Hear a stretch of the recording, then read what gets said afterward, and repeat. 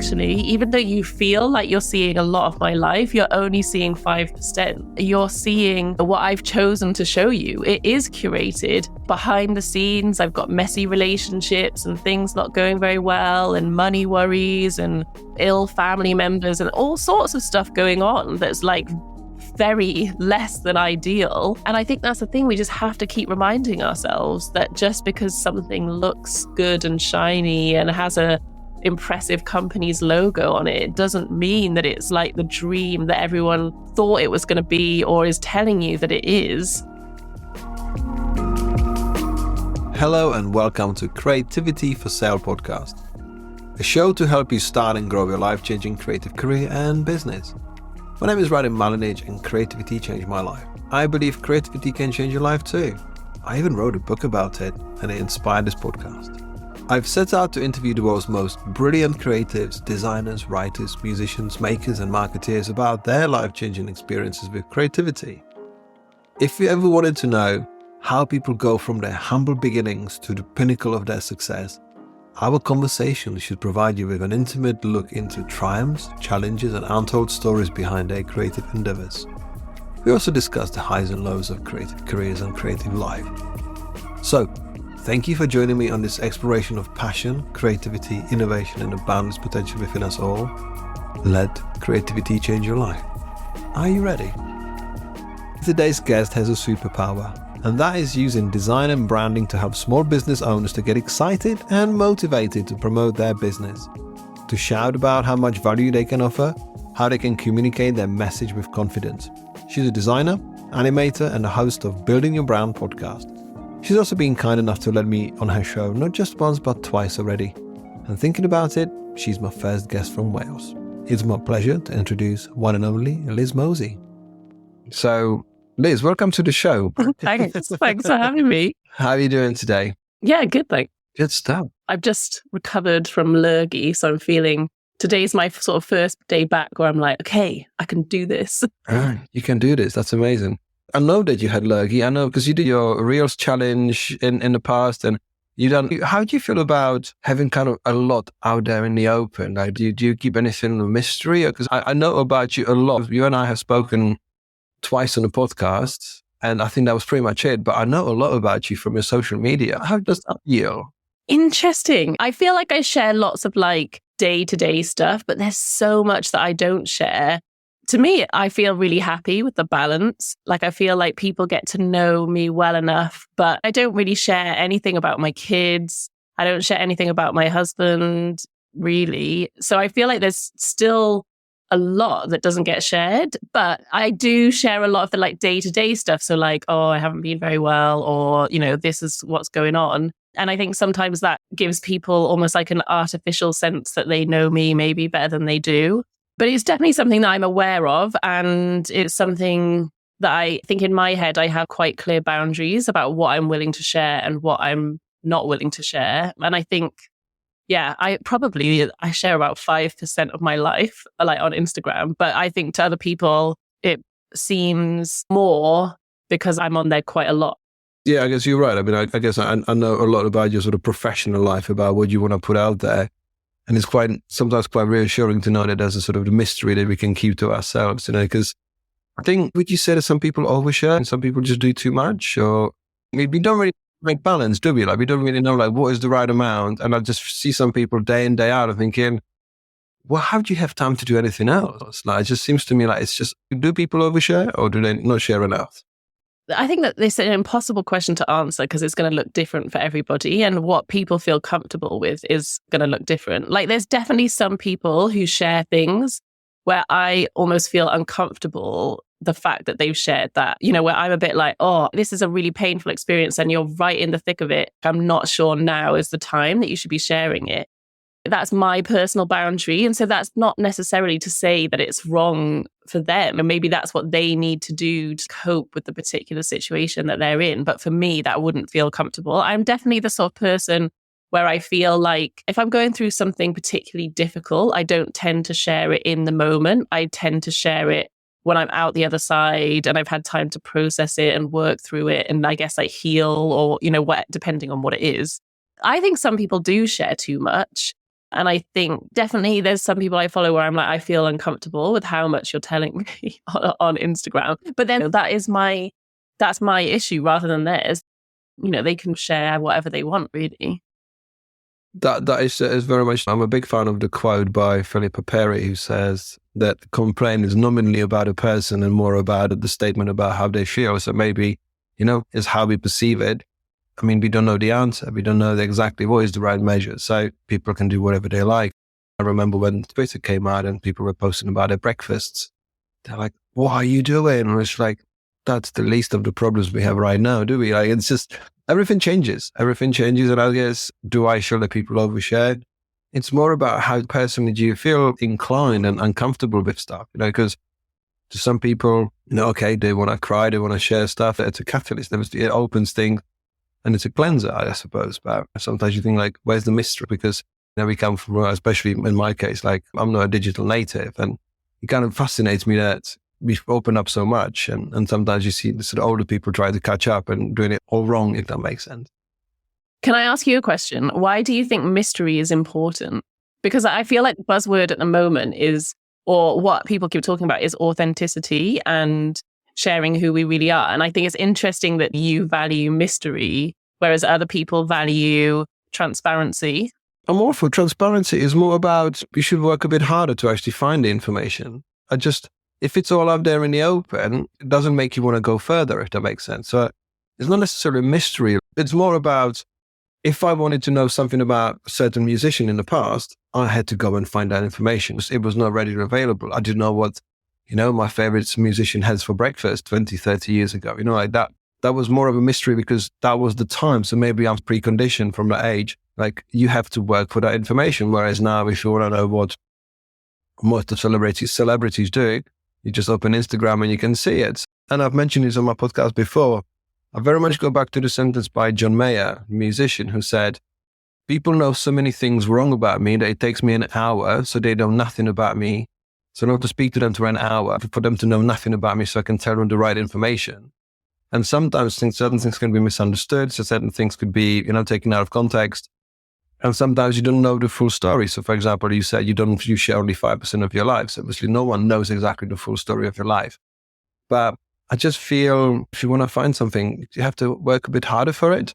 I think the way we sort of man our social accounts, I think it's just a question of time, habit, experience, confidence, I just think people don't go looking for that information as much anymore. Like if I was like, oh, I wonder what Radim's having for breakfast, I don't think I would go and work hard to find the information. I'd just be like, well, I don't really need to know. Do you know what I mean? Like, I think it'd be interesting. I think people have different approaches as to whether they're going to do the work to find the information or whether they just expect it to be served up to them on a platter now. Yeah, but for example, if I wanted to know how someone writes a book, and they don't talk about writing books, I want to know how Stephen Pressfield writes his book, not his books. I want to know more about it. I guess it's more about the process that's not overly shared. I mean, forget about a breakfast, I don't care what people have for breakfast, but it's more like the information that's volunteered is pedestrian. It's out there, it's a surface level. Whereas I think what I wanted to find out more about is like, how do people work? What do they do? Because it's not necessarily always about a process that people share. It's like, I have done just this. Do you want to go and buy it? Do you want to follow it? Do you want to subscribe to it? More like, I want to know, how did you put this together? I want to know, how do you work on this? Because that's more interesting to me, because I want to know the whys, not the hows or hows, if that makes sense. Yeah. So I guess from the sharing, I remember you've talked about diversifying your income, because I think you created like a nice sort of pie chart and that kind of stuff. How many sort of streams of income do you have? How do you work? I think I've got like 5 or 6, but I would say that there's probably 2 or 3 that are the main, like actually bring in most of the money. I actually listened to a really interesting podcast about this the other day, and I feel like I'm in the process of rethinking how I think about this. I think I've definitely got sucked in by everyone online. Well, not just everyone online. I think what convinced me to diversify my income was the pandemic and the thought that something could happen and all of my income could dry up overnight. And I was really fortunate in that did not happen to me. I was just coming out of maternity leave as the pandemic started. And so I didn't have loads of clients. And I think I lost like one because of the pandemic. It didn't have that big an impact on me. But just seeing people suddenly their entire client roster disappear, that made me think, okay, I want to try and protect my income so that it's not all coming from one source, so that if something happens, I could pick one of them to focus on that hadn't been impacted, for example. But I think also I definitely would have been influenced as well by everyone online being like, you need to diversify your income. It's really important, all that kind of thing.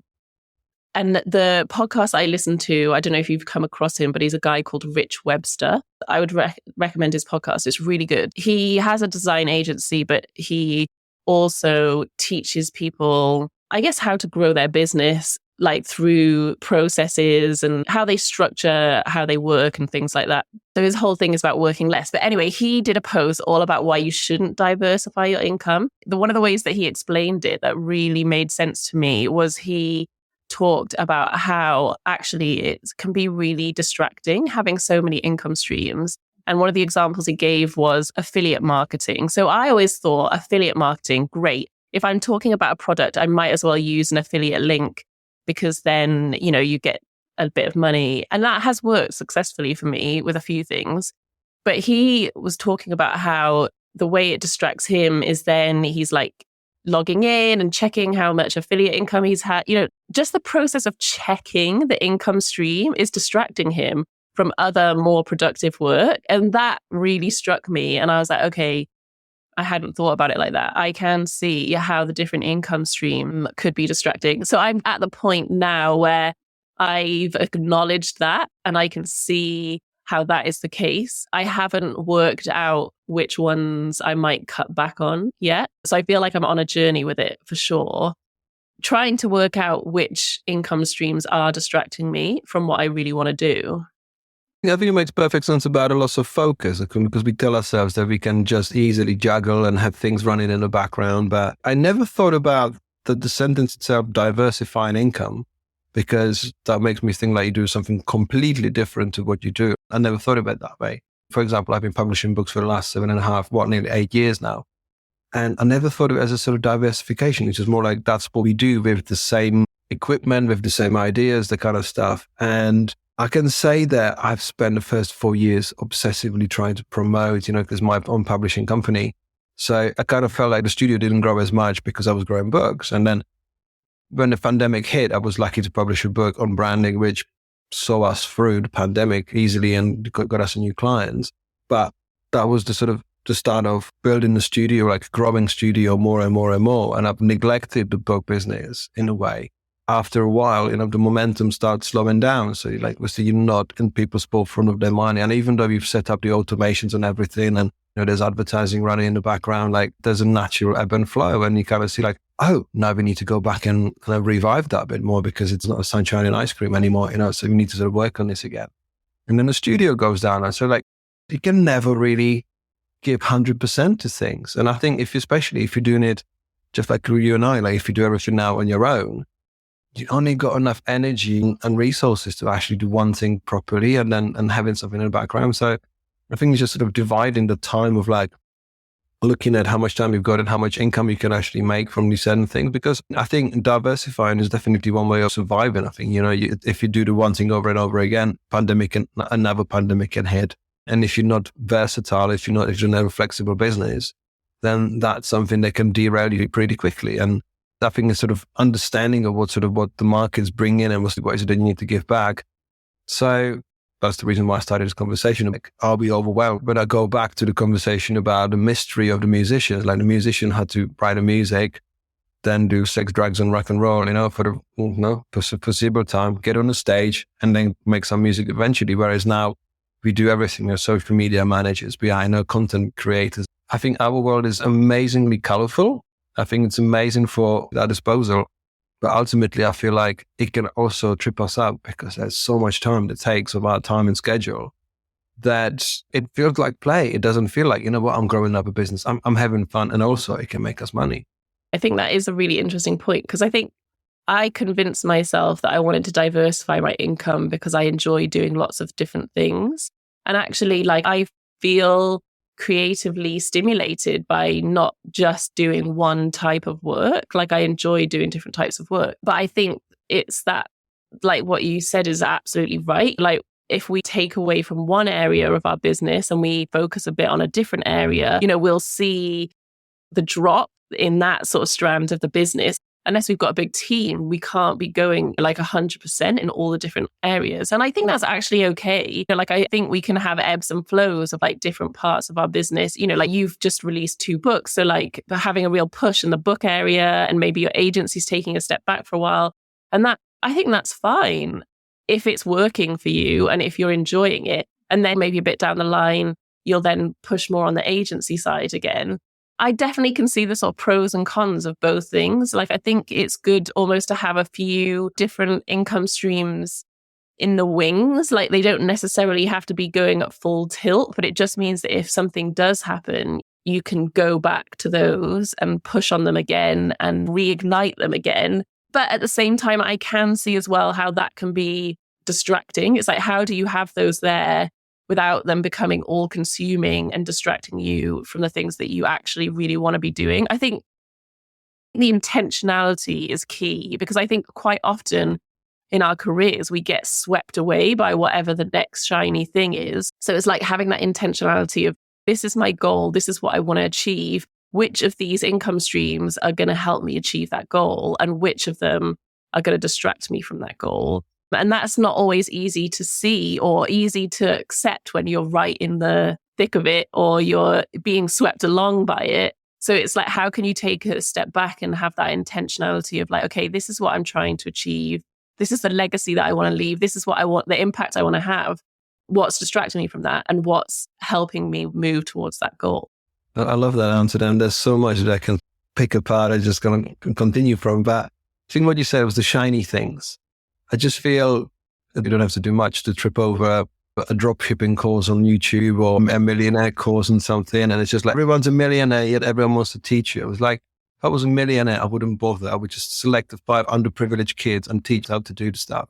But I think you don't have to go too far to find a scammer online, I think I love the line from the Bono song from U2. It says, you throw a rock in the air and you hit someone guilty. It's like, there's definitely all of that. But the shiny things, I think we get easily, as you said, easily swept. There's the motion of, oh, am I doing enough? Is this what I should be doing?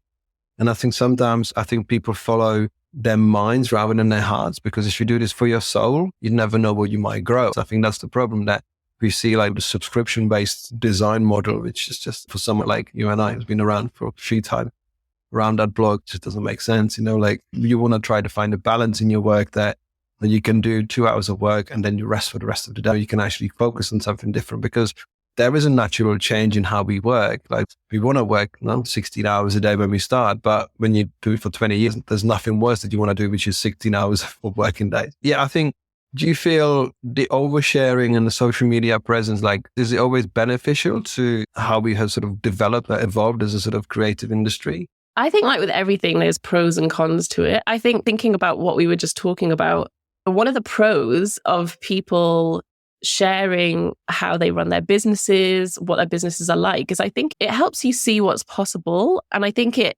sparks creative ideas of how you can run your business. Like, I find it really empowering, especially as a woman, because I think often a lot of what has been available to men hasn't necessarily been available to women in the same way. Like, seeing women making money and being successful, that's really empowering to me. And that's really helpful to me to see what's possible. I think the downside is that it is so distracting. So it's great on the one hand to be like, okay, look at all these things that are possible and that I could do. But then the overwhelm is, which of these things are the right thing for me to do? And I think, yeah, interesting your comment about the subscription model. Like I've seen there's a real trend for that right now with designers. I think similarly to you, it doesn't make sense to me, and it's not something that I'm interested in doing. That's not to say that it isn't going to work well for some people. But so I guess the key thing is like making sure that I don't get distracted by that, because I don't think that's the right fit for me. But it's interesting to see that other people are having success with it and that it is possible.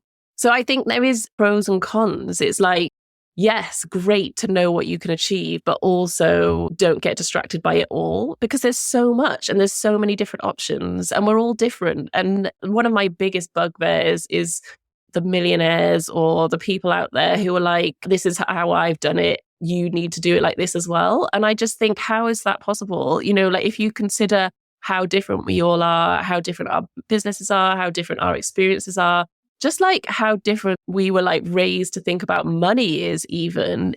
There's so many variables that mean that your specific way that you made your millions isn't going to work for me. And I think it's disingenuous to imply like it can work for everybody when there's so many different factors that impact how we grow our businesses. And I am like definitely all for experimenting. Like one of my core values of my business is experimenting and trying things and seeing what works and what doesn't, but seeing what works for me, not based on what's worked for everybody else necessarily.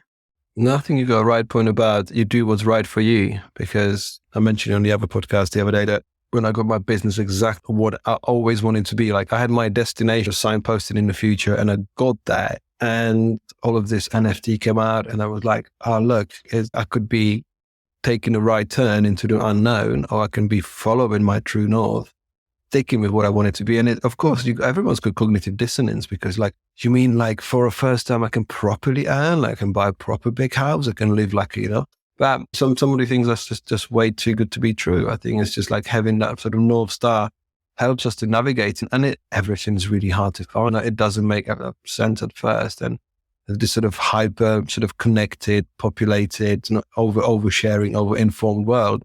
It's so easy to just go, "What did you say? That sounds really good. I want to do that." Like it plays into our sort of primal receptors, going, "You know what? I want to do that. This is really good." It's that sort of self-discovery journey and professional sort of development of like, I can see the noise. It sounds good, or maybe not too good. Maybe I just should stick with it, because inherently I think it's really hard in this world to live your own life, if that makes sense, because you feel like, should I be like a sort of professional chameleon? Like, no, do I borrow from this and do I borrow from that? And initially I think it's all absolutely fine. In the beginning of our careers, try everything, fail at everything, smell everything, taste everything, and then see what you're really about. Because I think in a way, like I would never want to put a pressure on sort of young creators saying like, make your choice now, just do everything, try everything, then, stick with what really makes you happy and what's good for yourself. Yeah, I think it's just a conundrum, isn't it? It's a big conundrum because you can be at various stages of your life and still feel like you're 20 or 16, or some of these kids are even 12 and they're like, I'm a graphic designer, I'm doing this. It's great. They're supercharged. It's like when you think about the trajectory, when they can potentially end up, in 20, 30 years by having that knowledge of everything and having these tools now, I think it's a frighteningly exciting sort of prospect where we can be. But ultimately, when you find out is when you scale back, it's like, that's where the magic happens. It's just that little sort of, in that little unknown that doesn't necessarily need AI or a huge computer or whatever. It's just like the magic happens in the small parts in unpredictable ways, if that makes sense. I feel like listening to you talk about your career that I've done my career slightly backwards, because when I left university, I didn't ever have any ambition to start my own thing or to run my own business. And so I worked for other people for years, like 8 years. And strangely, like I wasn't very ambitious. I was quite happy, like going along, doing my 9 to 5. And then interestingly, it was from having kids that then I became very ambitious. And then I really started to focus on my career and take ownership from it. And that was almost really frustrating because obviously having kids slowed me down a lot because I was taking large chunks of time off. I was juggling my business around my children. And so I had a few years where I'm very grateful that I was able to spend time with my kids. And that's exactly what I wanted to do, but also very frustrated because I suddenly had all of this ambition, but not necessarily the capacity to do anything about it. And I feel like I'm just coming into that point now where it's like, okay, my kids are a bit older. They're both in school. I've got a bit more time and I can actually grow my business. And I almost feel like I'm back, even though I've been like doing this for over 15 years, I almost feel like I'm back at the beginning where I'm trying lots of different things and working out what I want my business to look like. Whereas I feel like you talked about your sort of true north and getting to what your business, how you wanted it to be. I feel like you got there quite a while ago. And then now you're, I guess maybe having kids has made you rethink as well, but from a different perspective. It took me about 15, 16 years to get to that true north. I mean, my mantra, I didn't know exactly what I was working towards, but I was always happy being busy working. I found myself this sort of niche of work that was making me happy. And it was not necessarily about thinking of scaling or improving. It was just, I was happy just to sort of bumble along because it just did enough. The turnover wasn't changing. It was enough. There was not necessarily a need to try harder. But it was with the arrival of children, actually, when I couldn't work all day, every day. I couldn't do the freedom that I had. And quite luckily, actually, that was the change, because for people who don't have kids, sometimes I'd like, what does change? Well, how do you signpost your life? So actually there's some change, because I only welcome having children. And I think the life changed. It gave me a bit more ambition. And in a way, not that I was not ambitious. I knew that I wanted to be the best possible version of myself. What can I do? How can I improve? How can I learn, do things and take some risks? But it was with the kids when you realize I don't think just for myself, I have to do other things, you have to do things. And I think I find it very helpful, because you get lots of very unhappy single people still searching. Whereas if you're in the middle of the chaos, you're firefighting. You don't need to be searching and looking for your authentic self. There's a problem, you've got to solve it. People have to go to bed, they have to be fed, they have to get up in the morning, catch a train. It gets you moving. It just sort of pollutes you in a way, it nicely cross-pollinates your world, that you focus on the things when you need to focus on them. And I feel like as a parent, I got rid of creative blocks, because you don't have time to be like, I think this is not working. Maybe we'll try in 2 hours. Like, no, you've got 2 hours now. You have to do it. And then you just go. Like, it was the creative blocks. You don't have that luxury. Don't happen. So what was really interesting, I can tell you the truth, that I was heading towards the idea of what I wanted. I wanted to have an agency. I wanted to have a studio that does incredible things with people, employing people, like paying people's pensions and mortgages kind of stuff.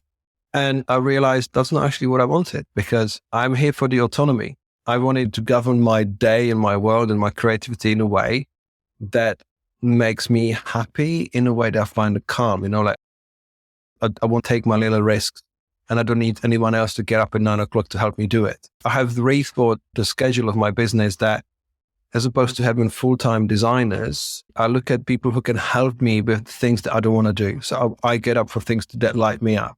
So I read this book by Dan Martell called Buy Back Your Time. And everyone who will read that book, or every designer who wants to grow their business, should read that book, because you will stop yourself from hiring other designers. You will get a VA, you will get a sort of assistants, you will grow your freelance network. Because I found myself briefing in the work for hours and sitting on calls that I could have done the work myself, and someone else could be doing the things that I was doing instead. So like deal with invoices and that kind of stuff. It's more about growing your business around you, what lights you up. Because look, I enjoyed for a year or two sitting on Zoom calls and chasing payments, and that's what I've been doing all along. But that was pretty much all I was doing. I thought the more people I would get from my business, I would free up myself to grow. And it was the opposite, because I had like more staff and they were not in the same place. So I'd be having Zoom call or Slack sort of screen share with every one of them. And all of a sudden, it'd be like 2 o'clock in the afternoon. I have done anything. The work's not exactly in the right place.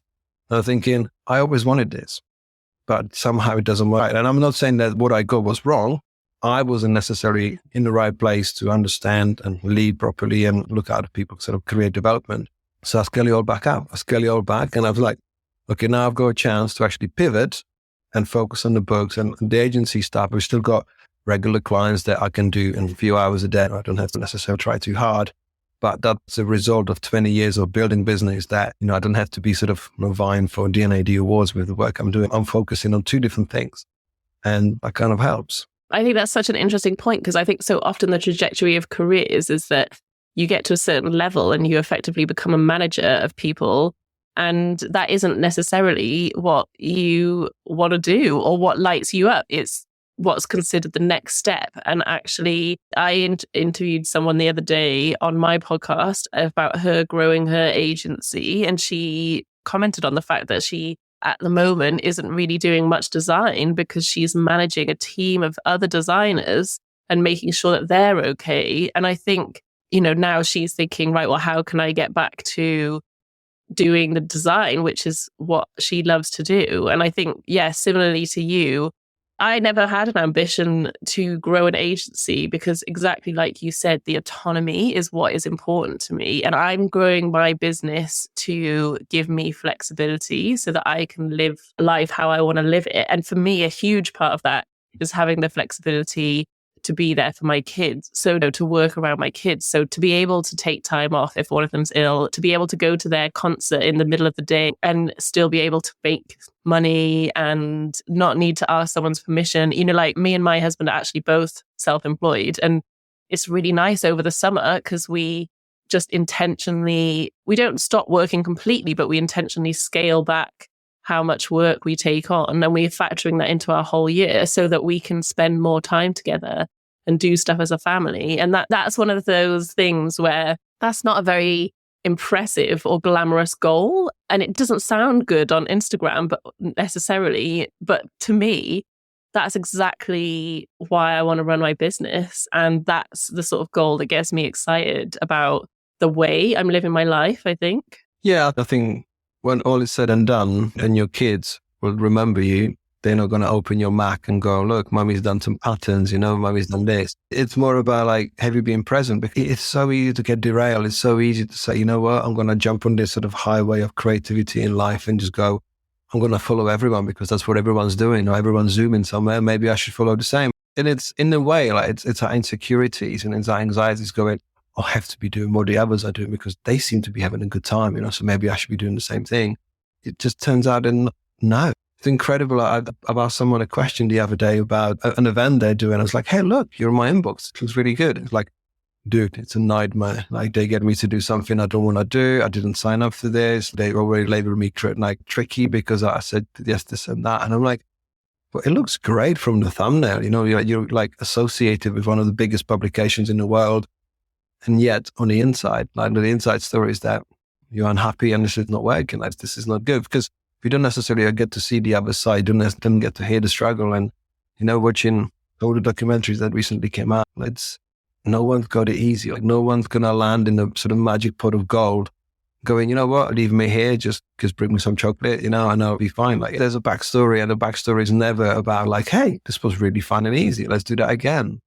Because I think as a grown-up, when you learn about retail and manufacturing and how many companies are literally that close, like about sort of bankruptcy and stuff, and we're thinking, well, you got stores on the high street, you got all of this, advertising. It's just that door of being an adult, like realizing, oh, that's how it all works. And it's not meant to be easy because everyone would do it. And it's working it out backwards. Like, what do you want for your legacy to be? And you mentioned like creating things, but your legacy is going to be how your kids will remember you or what they will tell other kids. Like, hey, look, I've got my parents at home. It's all going well.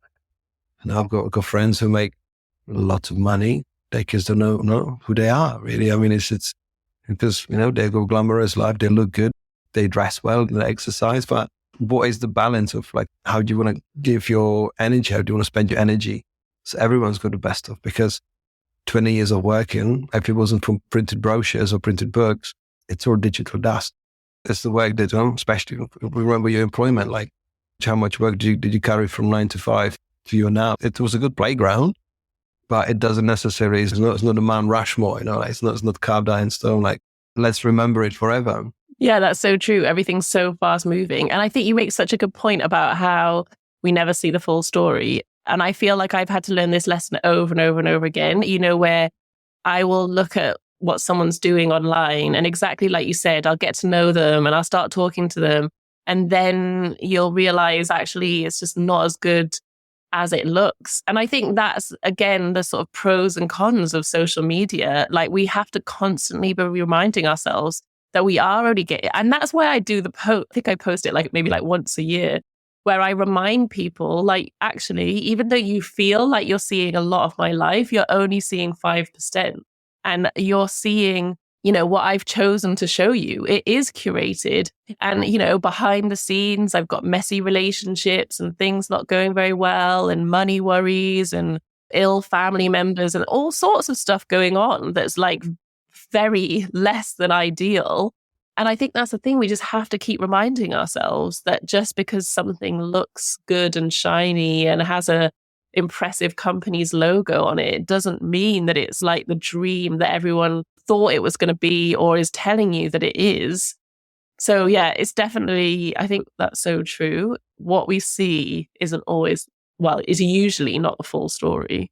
Yeah, no, I fully agree. If they haven't been in the world of publishing for years, I would feel so glamorous. Like, oh, you got a book about yourself, especially like no publisher approached you. And you don't know the backstory. Like actually to get a book out in the world with a publisher, from what I hear, it's a quite tricky, quite tricky task. You compromise a lot. So much compromise. Yeah. A friend of mine's literally just written a book and it's actually been really nice for me. She's taken me along the process and the amount of compromise, like I would never have realized. And the level, the sort of, I guess this is the bit that this is the pro of publishing your own books, is that this, you get to decide, but even like things to do with the font of the book, like the level of compromise that you have to make when someone else is involved, it's not what you would expect. It's not the glamour that you would expect.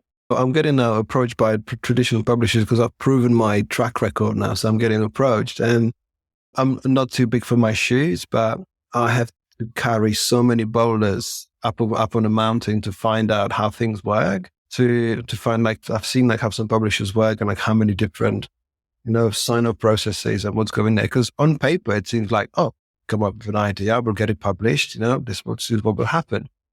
But the remuneration, you don't get anywhere near, obviously, like the bigger the risk, the bigger is the return. And you might have some people might benefit from having a bigger team around and have someone on track with them to help them to understand the compromise. Whereas I've chosen a journey where I've come up with a concept, only like 10 people know it. I make it happen. I put it out there and go, I think it will work. Of course, I'm not doing it willy-nilly thinking like some sort of like cosmic concepts, like some sort of, it's all based on research and data and sort of analytics. Like it's all to solve problems. There's lots of social listening. Like even people listening to this podcast will be like, I can understand some of the struggles and things that people do. Let's write a book on how not to diversify your income, for example. So it's not alien concepts. I've doubled down on sort of creating a niche in the creative industry, but it's how you might not carry that editorial risk as much with the traditional publishing as much as I do with my stuff. But then the return when it works, when you're more likely to create things that need to exist in the world rather than what someone decided that this should be the next story because it fits in their narrative, in their publishing narrative. And I've started my creative pursuit with working for DJs and producers and stuff. And they were all like, look, I want to produce my music. I want to publish it. I want to get it out there. I'm just going to take a little risk and see what happens. And that was always my mantra. Like, no, you can make things happen. You have to take a little risk. But you have to like just believe in what you've got because someone else will take it apart and just stretch it and just make it unrecognizable, if that makes sense. And I think there's been a real snobbery in like different industries. So for example, I think in the not too distant past, people would have been a bit snobby about publishing your own books. Whereas I now know a lot of people that have published their own books. And there are actually a lot of pros to doing that, like you've just described. And I actually think that that's really exciting that now that snobbery is breaking down, because I think we are going to get some really interesting publications that come out that, like you say, aren't so heavily influenced by a publisher's schedule or what they think is going to sell or what's part of their narrative. And I think, I don't know about you, but I think this has been, I mean, I'm sure this is a case in all different industries, but like in the design industry, in the publishing industry, like I think there's been particular ways that things get done that are not, like a few individuals, you, for example, are not doing it that way and are now showing actually there's a different way to do it. And then that opens the doors for other people. Like I know a few designers now who have published their own books and they've been very successful doing it. And then I think that breaks down a barrier that probably didn't need to be there or was actually getting in the way of creativity. There's pros and cons to everything, because I guess then anybody can publish any book and maybe that's not always helpful as well. But yeah, it's a tricky one. So I was lucky I got a distributor. I got a distribution contract. So that's kind of like the missing link of actually being into stores not easily available. But I speak to my distributor contact and he says, look, we get approached 40, 50 times a week with someone like, look, I've written a kid's book, can you get it in books? Can you get it into bookstores? Can you do this? So there is a level of gatekeeping if you want to hit the shelves. Like for example, if you want your stuff in Asda or for some reason I can't remember, I was going to call it Super Dry. No, it's not Super Dry, is it? Sainsbury's, that's the one. Sainsbury's, too much of a home deliveries.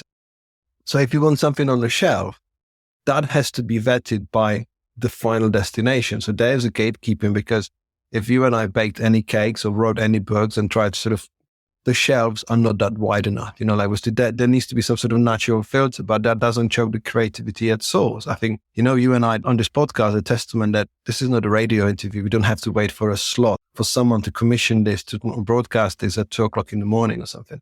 We can put this stuff out anywhere we want, but that doesn't mean that everything that's out there doesn't necessarily warrants approval or following and stuff. I spoke to Sarah Heinemann the other day about her publishing journey. She did a book called White Fonts Matter successfully. And I was like, look, no, you can be a publisher if you want to be. And she said, no, I want to be a published author, but I don't want to do what you do, because I obsess about detail, I obsess about analytics, advertising. I can spend sometimes an hour a day with an Amazon advertising sort of expert going through details. And the next is about sort of haggling about price of paper or developing new titles.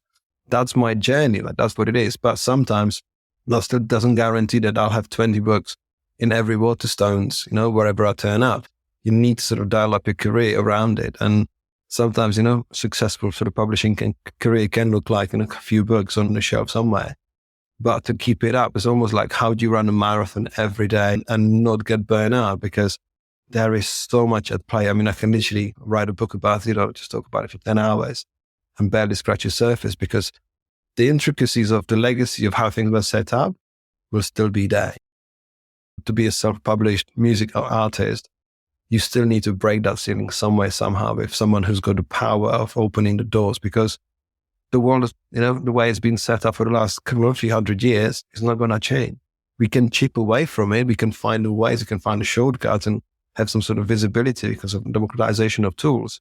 To make it big time is always, I think, is going to be quite tricky, because you have to have something really golden for the world to pay attention on your own. But don't you think that it has massively changed because of social media? Because the way that publishers, I don't know much about the publishing industry, obviously, like you do, but the way that publishers now want authors to have a certain number of followers, or, there's now an expectation that you have a certain level of visibility online for publishers to consider you. And that's I feel like what their requirements are now are very different. And again, it always comes back to there's pros and cons to this. The cons are there's loads of people who should be published authors but are getting rejected because they've got not enough followers. But also there are people who never would have been considered traditionally, but because they've almost made their own profile and now getting opportunities that they wouldn't have had before. I've got a great insight on this, because I've never had the biggest following. I've never been the most sort of active person on social, but I have taught myself how to find the methods of how to get the book seen by the people who are looking for books. I can see that the people with incredible following doesn't necessarily sell all year round. I managed to get my books to be bestseller in a category for 5 years every day. That was always going to end one day, but it was not necessarily because I'm a following, because I made my books visible on the journey when you go somewhere. And I think that's just that sort of natural progress sort of in thinking, that you hear about Radio 1 saying, oh, we're only going to play new talent if they got 20,000 followers on Twitter or Instagram. That sort of select, I will try and select choosing them, basically that being sort of selected because you want to already amplify it. Something that's already semi-famous or semi-popular is the wrong thinking, because you never know how engaged that thinking is. I've got purposely 2 different Instagram accounts, and the one with 1,700 followers got better engagement with 18,000 followers. It's the bigger the numbers. That doesn't necessarily mean that you friend and a fan of every single person you follow, because you don't get to see them all the time. So I think people are looking for the validation, external validation when they try to sign a talent.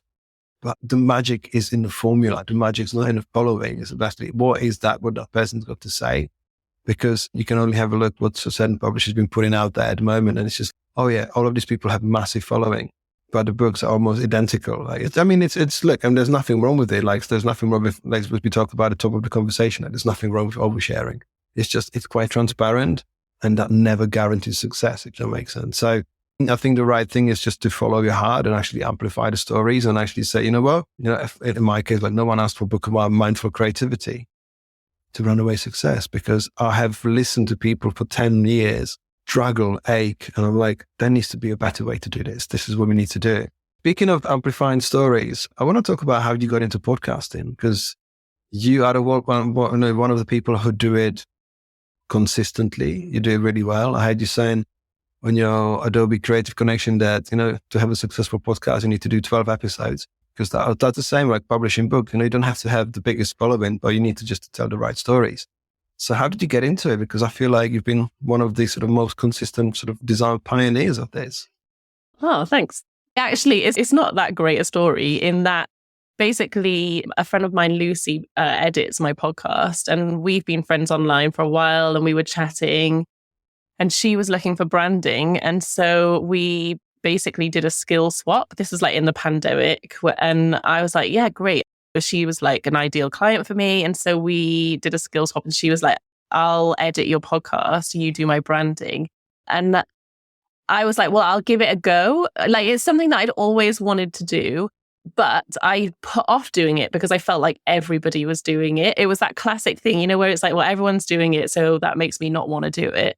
But then I was like, I do think it's something that I would really enjoy, and I'm just going to give it a go and see how I get on. So I did 12 episodes and basically absolutely fell in love with it. Like, I could not imagine not doing it anymore, because there's just so many aspects of it that I really enjoy. And it's honestly been one of the best things that I've done. I think it's been the best thing that I've done for my business, and in ways that I wouldn't have expected. So, for example, just like growing my network, like I would never be chatting to you now if it wasn't because of my podcast, because I have basically made friends and got to know loads of people in the industry that I never would have got to chat to otherwise. And actually chatting to someone for an hour on a podcast, like, you get to know them quite well, and you do sort of develop a relationship with them. And so I feel like now I have all of these people who have been guests who I feel such like affection towards because they've been on my podcast. And, like, I chat to you, like, it's not like we're chatting on the phone all the time, but we'll message, on social media or whatever. We keep in touch now, having spoken on my podcast. And so I think that has been one of the things that I didn't really go into it considering, but has been huge for me. And yeah, I think part of the reason that I have managed to do it so consistently is because I do outsource the editing. And it comes back exactly to what you were talking about earlier. Like, I could have learned to edit the episodes, but it wasn't something that I wanted to spend my time on. So I get to spend more time interviewing people, which is the bit that I love. And then I outsource those other bits so that I don't have to worry about them. But because I outsource it, I have to get all of the content to Lucy by a particular time. And that helps me be consistent. Like, knowing what I'm like, I need to have a deadline. If I was just doing this by myself, I'd be like, oh, well, it's not going to be a big deal if I don't get this done in time, because I could always like push the deadline because I would be the only person that I was answering to. And I do love that stat about how if you've basically created more than 12 episodes, you're in like the top 1% of podcasts, because a big part of it is I'm not the best podcaster. Like, my room setup isn't the best. My audio is not the best. There's loads of things that I'm like gradually improving, but I have consistently showed up for nearly 3 years now. And that builds momentum, and that has impact. And all of my work with Adobe that came off the back of the podcast, like loads of incredible things that have happened just because I decided a bit on a whim without much strategy to try something out and see if I enjoyed it. And I did. And that's the best way to start. Absolutely best way to start, because we talked about this throughout the episode, like you can try to emulate people and try to do what they do, but sometimes you don't associate with a partner properly. And it's been great to follow your journey in that way, because it's it's something that encouraged me to do podcasting, even though I thought about it for years and years and years. And I feel like it's okay to wait for the right strike, because I've had a newsletter since 2006. I've got tens of thousands of people on my newsletter. I've had over the years. It took me literally 15 years to actually work out what's the right message, because amazingly, if you talk about yourself, the creative industry says, "Oh, tell me more about your pictures." When you said, "I've got some advice for you," they're like, "You know what? I prefer the pictures. I'm going to unsubscribe." But it's now I feel like just like yourself, I feel like I can actually, you got the right message, you got the right time, you can do it. And it is quite interesting that, what I thought was the industry of the mutes, no creative wanted to speak about their work. No one wanted to speak up. I wouldn't even ask a question at a conference. You'd be like, "Oh, I'm too scared about it." I think now we have actually liberated people and say, you can chat. If you speak to one person or 10 people or 100, it doesn't matter, as long as you have the right conversation with someone who will listen and take something away from it. Yeah, your podcast has been great. And I think when you said, there's a phrase that I just love using at the moment, is that market's only saturated if you sound and look like everybody else. And that, I think, our unique voices are the stuff that carries us through. It's something that we do so uniquely differently to other people.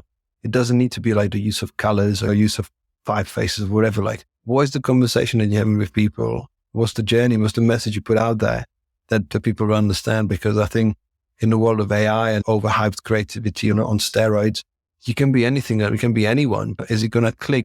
Are you actually doing something as a projection of your soul? And when you're speaking to people, I feel like we spent 3 hours on a podcasting chat, but we exchange messages, and I feel like I know you better than the followers that I've never met. And in my experience of, for example, using Twitter and stuff, I have more relationships with people I've met for an hour at a festival that I follow on Twitter than someone I've known from the industry for 15 years.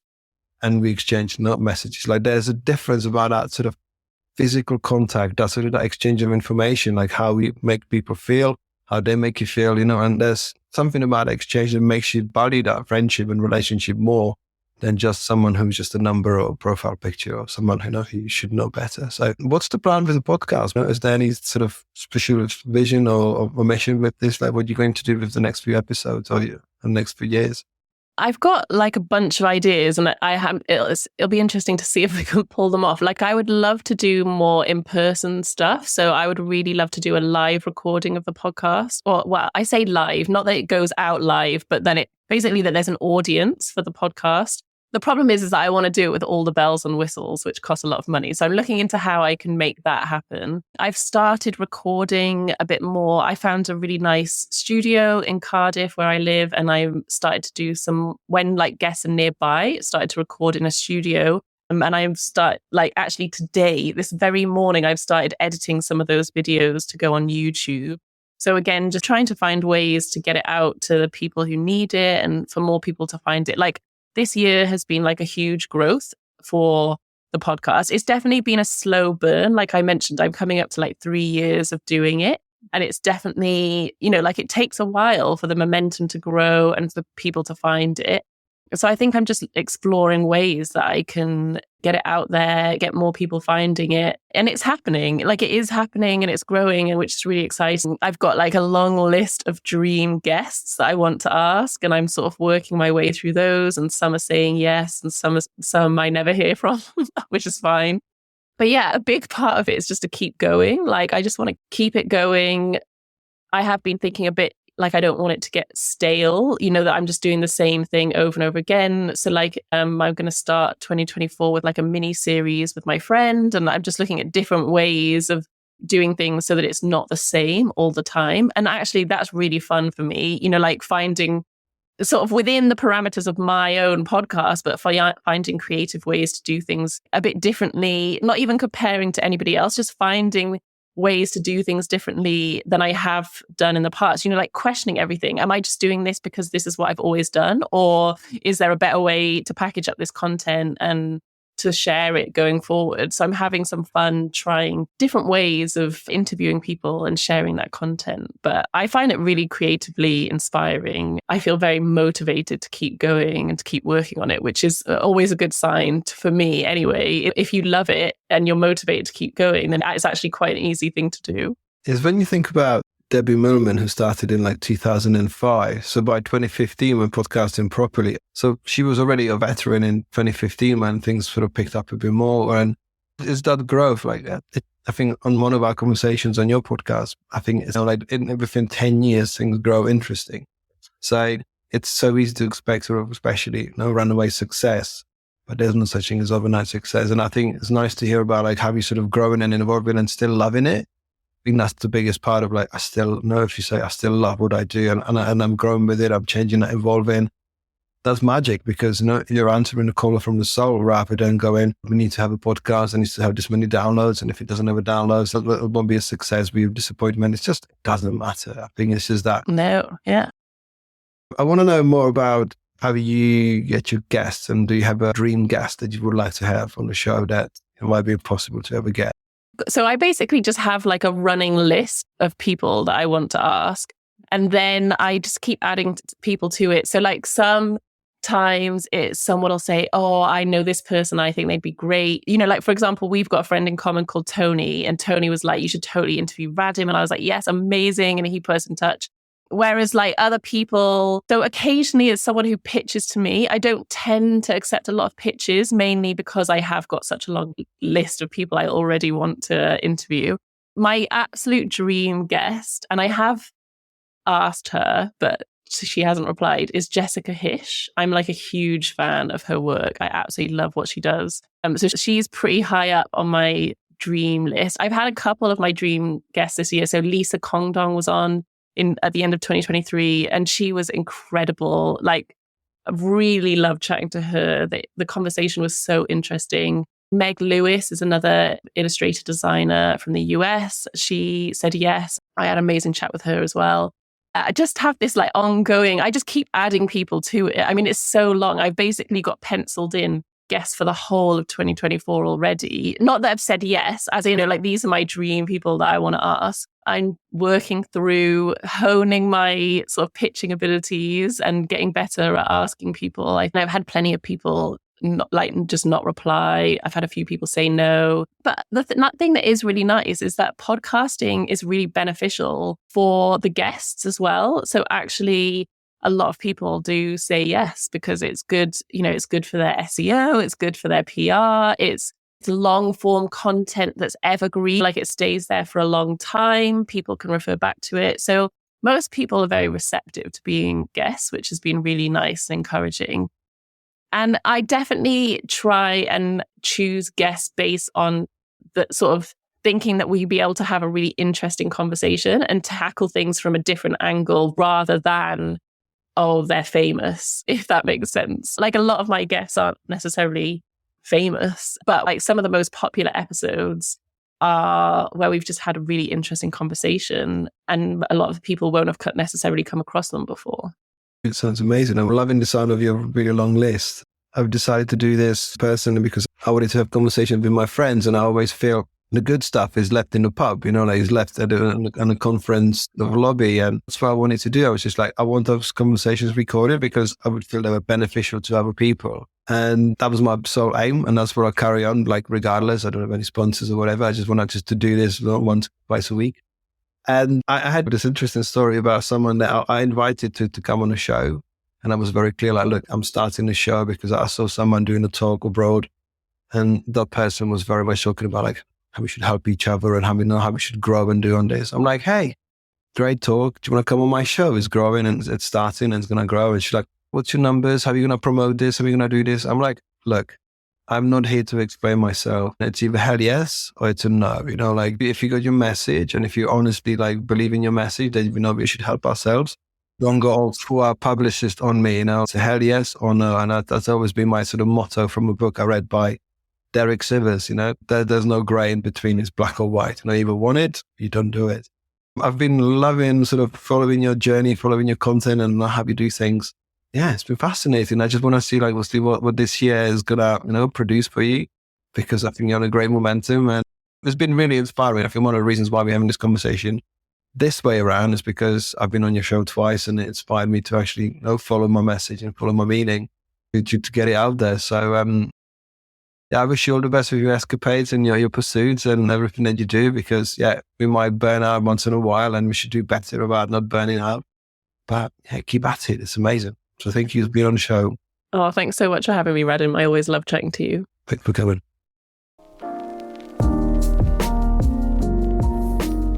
Thank you for listening to this episode of Creativity for Sale podcast.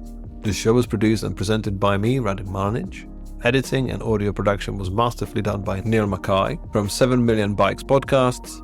Theme music was written and produced by Robert Summerfield. If you enjoyed this episode and would like to support the podcast, please subscribe and leave a rating or review.